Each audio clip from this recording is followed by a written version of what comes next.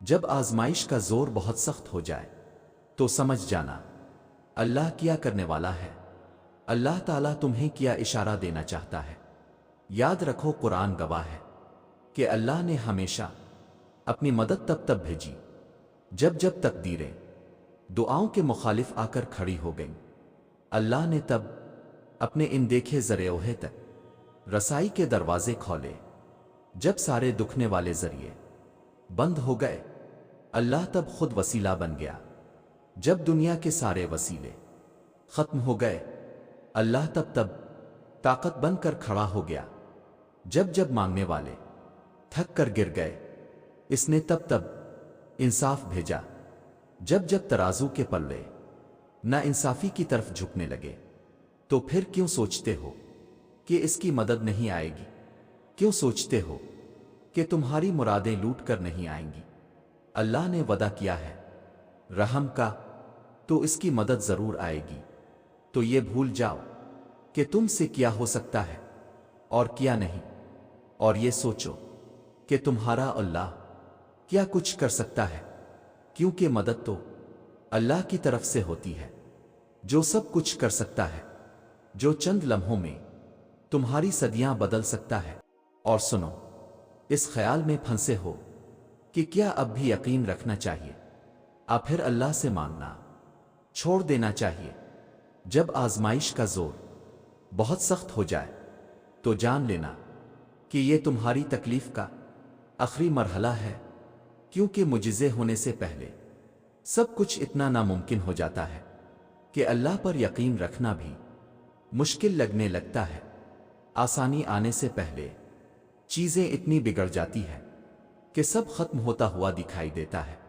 تو اگر کبھی تم اس مقام پہ پہنچو جہاں لگے کہ اب مانگنا چھوڑ دینا چاہیے، تو یاد رکھنا کہ وہی مقام اللہ نے اپنے کن کے لیے چن رکھا ہے۔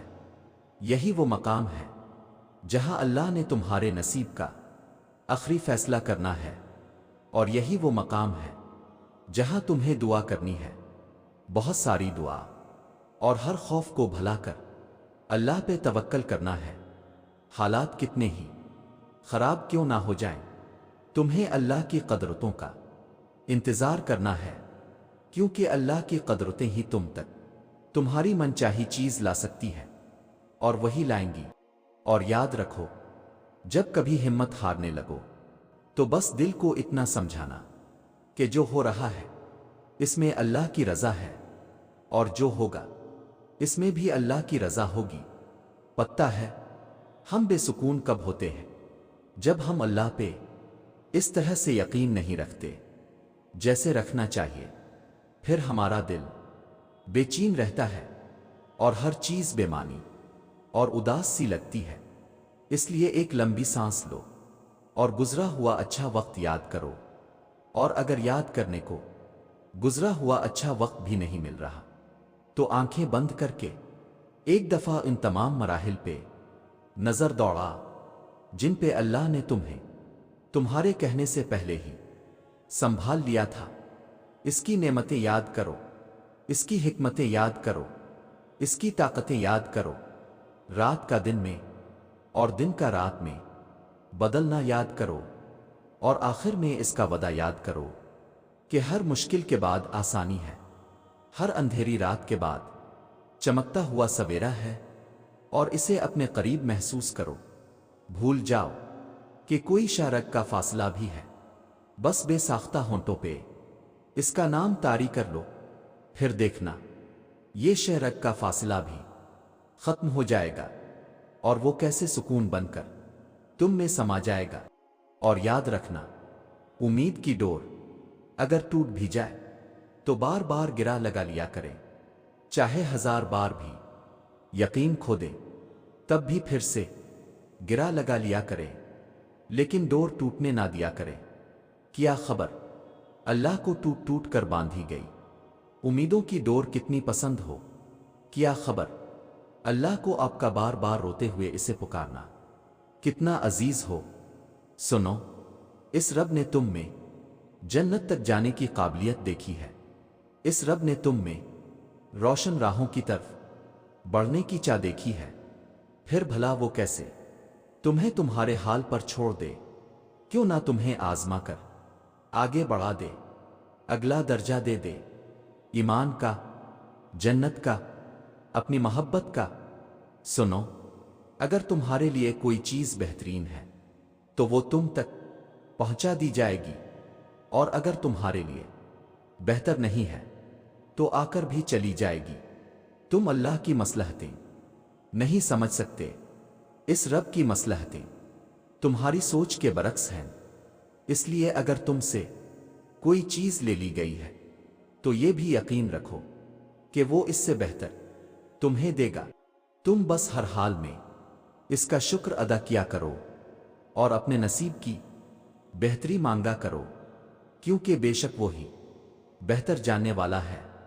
مشکل حالات میں اگر ہمت ہار کر مایوس ہو جاؤ گے تو پھر اللہ تمہیں تمہارے حال پر چھوڑ دے گا، لیکن مشکل حالات میں اگر اللہ کی حکمت پر یقین رکھ کر صبر کرو گے، دعا مانگو گے، تو وہ رحمان اپنی رحمت سے تمہیں تھام لے گا، سمیٹ دے گا۔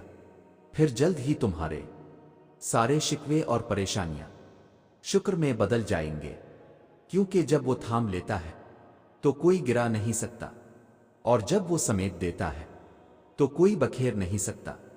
اللہ سب جانتا ہے، اس سے جو باتیں تم چھپاتے ہو وہ ساری باتیں اللہ کو معلوم ہوتی ہے۔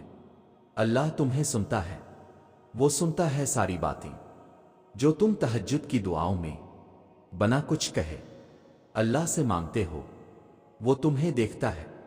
جب دعائیں مانگتے ہو اللہ سے اور اس کے سامنے روتے ہو تو وہ دیکھتا ہے تمہیں۔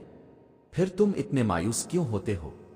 مایوس ہونا چھوڑ دو جب تم اس یقین سے اللہ سے دعا مانگتے ہو کہ وہ کبھی نہ کبھی میری دعائیں سن لے گا، تو وہ تمہاری دعائیں رد نہیں کرے گا، وہ سن لے گا۔